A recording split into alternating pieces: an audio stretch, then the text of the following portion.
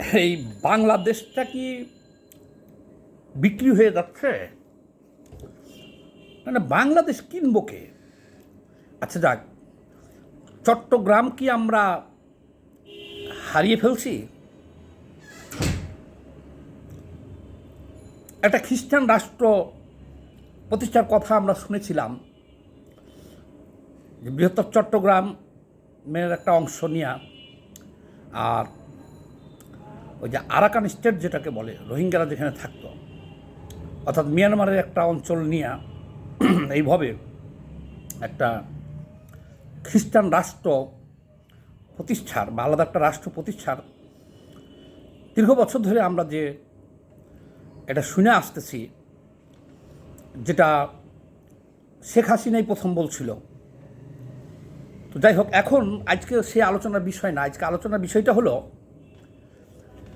যে বাংলাদেশে একটা ছবি হঠাৎ করে ভাইরাল হলো, একটা কিছু ভিডিও ভাইরাল হয়েছে,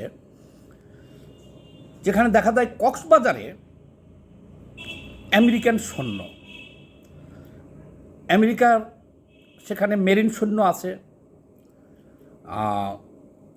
সেনাবাহিনীর আছে, নৌবাহিনীরও আছে, বিমান বাহিনীর সৈন্য আছে আমেরিকার সেখানে। এই কিছু ছবি ফেসবুকে ভাইরাল হলো। আরও কিছু ভিডিও আছে। একটা ভিডিও ভাইরাল হলো যেখানে আমেরিকান সৈন্য আছে, বাংলাদেশের সৈন্য আছে, আবার দেখা যেতেছে এগুলো আরাকান আর্মি, তারাও আছে। আচ্ছা, এখন সারা দেশে ফেসবুকে, বিশেষ করে সামাজিক যোগাযোগ মাধ্যমে অনেকেই কমেন্টস করতেছে, অনেকে জানার চেষ্টা করতেছে যে কী ব্যাপার, হঠাৎ করে আমেরিকান সৈন্য বাংলাদেশে কেন আসলো বা কেন, এটা আলোচনা করতেছে যে হঠাৎ করে কেন আমেরিকান সৈন্য বাংলাদেশে। তো যাই হোক,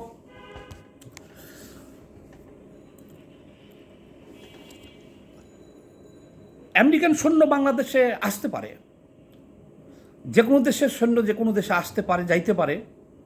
কিন্তু এখানে বিশাল একটা সন্দেহের বিষয় হলো এটা, যে আমরা একটা জিনিস লক্ষ্য করতেছি, যে এই সরকার একে সব কিছু করতেছে খুব গোপনীয়ভাবে। যদি আমেরিকান সৈন্য বাংলাদেশে আসে, তো আমরা তো আগে দেখেছি যে যদি আমেরিকান সৈন্য কোনো দেশের সৈন্য কোনো দেশে যায় বা আমেরিকান সৈন্য বাংলাদেশে আসে, তাহলে তারা যখন এসে নামবে বাংলাদেশে, সেই ছবিটা তো ভাইরাল হবে, সব মিডিয়াতে তো এটা থাকবে, প্রিন্ট মিডিয়া, ইলেকট্রিক মিডিয়াতে তো থাকবে। এটা তো ছোটোখাটো বিষয় না যে আমেরিকান এতজন সৈন্য, সেনাবাহিনী, নৌবাহিনী, বিমান বাহিনীর এতজন সৈন্য আজকে বাংলাদেশে পৌঁছছে। তাদের উদ্দেশ্য হলো কি, হয়তো তারা সেনাবাহিনীর সাথে মত বিনিময় করবে বা এটা পরিদর্শনে আসছে। এটা তো মিডিয়ায় থাকবে, সবার যখন আসছে তখনই তো থাকবে। কিন্তু এই সরকার একেবারে নীরব। আচ্ছা, আমি আপনাদেরকে একটু দেখাই, এটা দেখাই নিয়ে কথা বলি, তাহলে ভালো হবে। এই যে সমুদ্র সৈকতে আলোর কারণে দেখা যেতেছে না মনে হয়, হ্যাঁ দেখা যেতেছে এবার। এই যে দেখতেছেন হলো আমেরিকান সৈন্য। আচ্ছা, এটা তো ভাইরাল পিক। আচ্ছা, আরও আছে, সবগুলোই দেখাই। আর একটা ভিডিও দেখাই, ভিডিওটা একটু দেখেন।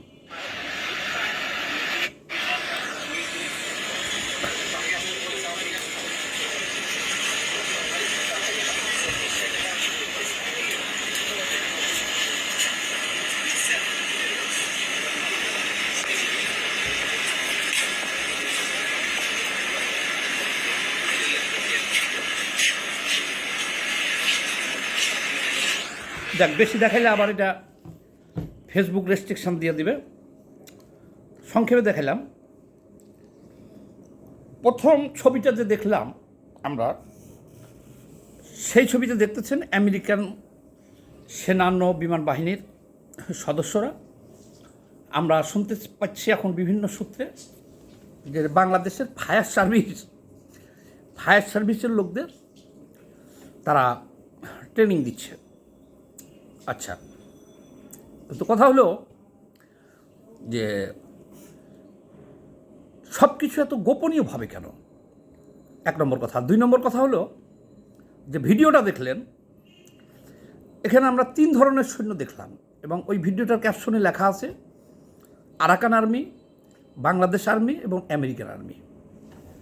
3 দেশের সৈন্যই ওখানে আছে। আচ্ছা, এখন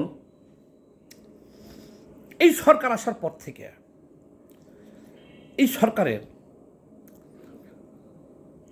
প্রধান কাজই আমরা দেখতেছি সবাই দেশবাসী লক্ষ্য করতেছি যে সব কাজ হলো চট্টগ্রাম কেন্দ্রিক, কক্সবাজার কেন্দ্রিক।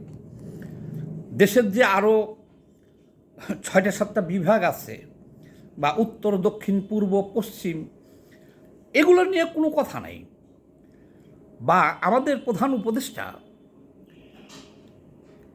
দেখেছেন এইসব নিয়ে কোনো কথা বলতে বা কোনো বিভাগের দিকে যাইতে না। ওনার সব কর্মকাণ্ড হলো চট্টগ্রাম কক্সবাজার কেন্দ্রিক। এই জন্য জিনিসটা আরও বেশি ভয়াবহ আকার ধারণ করছে। যেমন ধরেন,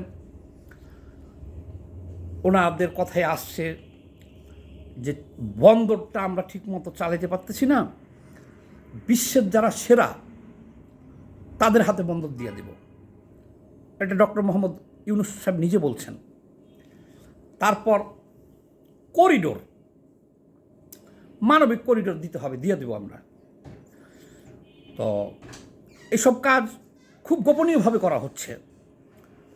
যখন ভারত থেকে বা বিভিন্ন দেশের মিডিয়া থেকে আমরা জানতে পারি দেশের মানুষ হইচই করতেছে, তখন তারা আবার সেটাকে ঘুরে ফিরিয়ে বলতেছে। যেমন ধরেন, আমাদের দেশের নিরাপত্তা উপদেষ্টা খলিলুর রহমান, উনি বলছেন যে করিডোর বলতে কোনো শব্দ তো নাই, মানে মাল যাওয়ার জন্য একটা রাস্তা দিব, মানবিক সাহায্য জানার জন্য একটা রাস্তা দিব। এইগুলো বুঝাইতেছে আর কি আমাদেরকে যে করিডোর হলো ভিন্ন শব্দ, কাজে করিডোর না, আমরা মাল যাওয়ার জন্যে রাস্তা দিব। দেখেন, আমরা এই সরকার আসার পর থেকেই এই 54 বছর ধরে বাংলাদেশের মানুষ সেন্ট মার্টিনে যাই আসি আমরা, কিন্তু এই সরকার আসার পর থেকে সেন্ট মার্টিনে যাওয়া আমাদের বন্ধ করে দিয়েছে। পাশে যে শাহপরীর দ্বীপ আছে সেখানে কিন্তু আমরা যাইতে পারি না, এটা আমাদেরই একটা দ্বীপ। তারপরে যে নাপ নদী, এই নাপ নদীতে আমাদের বাংলাদেশের জেলেরা মাছ ধরতে যেতে পারে না, কিন্তু মায়ানমারের জেলেরা ঠিকই মাছ ধরে নিয়ে যেতেছে, তাদের সেনাবাহিনী পাহারাই সব। আর গেল চট্টগ্রাম বন্দর, সন্দেহজনক কার্যক্রম, চট্টগ্রাম বন্দর নিয়ে এই হইচই, সেন্ট মার্টিন নিয়ে হইচই, করিডোর নিয়ে হইচই, আমেরিকান সৈন্য নিয়ে হইচই, মায়ানমারের সৈন্য নিয়ে হইচই। আবার গুজব ছড়াইয়া পড়ছে যে চট্টগ্রামের একটা অংশ সহ ওখানে একটা খ্রিস্টান রাষ্ট্র প্রতিষ্ঠা করবে, আমেরিকান সৈন্য এখানে ঘাঁটি গাড়তেছে। তো লক্ষণ আমরা অবশ্য ভালো দেখতেছি না যে ডক্টর ইউনূস সরকার তার ক্ষমতা ধরে রাখার জন্যে, কারণ ক্ষমতায় থাকতে গেলে এখন কি প্রভুদের খুশি করে উনি ক্ষমতা পাকাপোক্ত করতে চাই বা চিরস্থায়ী করতে চাই কি না, না হলে এরকমভাবে এই গোপন এজেন্ডা বাস্তবায়িত হচ্ছে কেন? এই যে সারা দেশের মানুষ উদ্বেগে, হঠাৎ করে আমেরিকান সৈন্যর ছবি কোথায়? কক্সবাজারে। মায়ানমারের সৈন্য ছবি কক্সবাজারের, ভিডিও ভাইরাল কক্সবাজারে।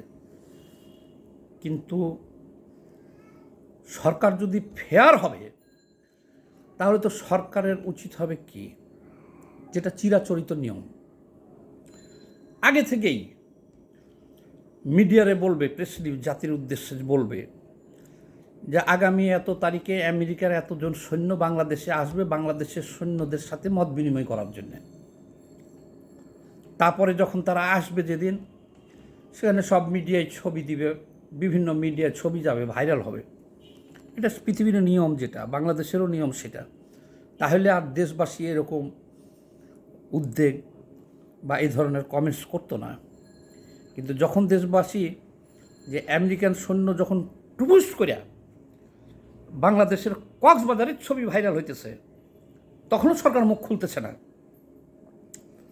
যখন ভিডিও ভাইরাল হইতেছে যেখানে দেখা যেতেছে মিয়ানমারের সৈন্য, বাংলাদেশের সৈন্য, আমেরিকার সৈন্য, এই কারণে দেশবাসী উদ্বিগ্ন যে এইখানে অবশ্যই এই সরকারের কিছু দূরভিসন্ধি কাজ করতেছে, যে পুরা জাতিকে অন্ধকারে রেখা যা কিছু করার সব করতেছে।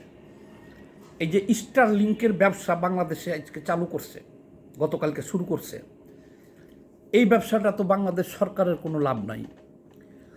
এই ব্যবসাটা হলো গ্রামীণ টেলিকমের সাথে স্টারলিংকের ব্যবসা। এটা ডক্টর ইউনূস সাহেব আবার ওনার সরকারি ইয়েতে দিছে, সেখানে দেখলাম সরকারি মনোগ্রাম লাগাইছে। তাহলে এই ব্যবসাও ডক্টর ইউনূসের ব্যক্তিগত। আর এখন দেখতেছি এই সরকারের একমাত্র কাজই হলো টেকনাফ, কক্সবাজার, সেন্ট মার্টিন আর নতুন খ্রিস্টান রাষ্ট্র, এই ধরনের যে সমস্ত গুজব আছে, এখন গুজব তো অনেক সত্য হয়ে যেতেছে। এই সত্য বা মানুষ আতঙ্কিত বা এত প্রশ্ন করতেছে বা ভাইরাল হইতেছে একটা কারণেই, যে সরকার এই কাজগুলো করতেছে খুব গোপনীয়ভাবে। এটি হলো সবচাইতে উদ্বেগের কারণ। এই জন্য সবাই এখন কমেন্টস করতেছে, আমাদেরকে জিজ্ঞেস করতেছে বা অনেক অনেক প্রশ্ন মেসেজ আসছে যে ইউনূস সরকার কি ক্ষমতা পাকাপোক্ত করতে বা চিরস্থায়ী করতে বা আজীবন থাকার জন্যে আমেরিকা পশ্চিমাদের সাথে একটা সন্ধি করতে যাইতেছে, যে তারা যা চাইতেছে তাই দেশের একটা অংশ দিয়াও হইল, সে টিকে থাকবো? তো দেখ, উদ্বেগের কোনো কারণ নাই। আমরা দেশবাসীকে সতর্ক করার জন্য এই ভিডিও। সবাই লক্ষ্য রাখেন সরকারের দিকে আর কক্সবাজার টেকনাফের দিকে। আমরা পড়ে গেছি এক মহাচক্করে, আন্তর্জাতিক মাফিয়ার হাতে পড়ে গেছি আমরা এখন। কাজে এটাকে মোকাবেলা করতে হবে, আমাদের এই দেশের জনগণকে মোকাবেলা করতে হবে এবং শক্ত থাকতে হবে। সবাই ভালো থাকবেন, ধন্যবাদ।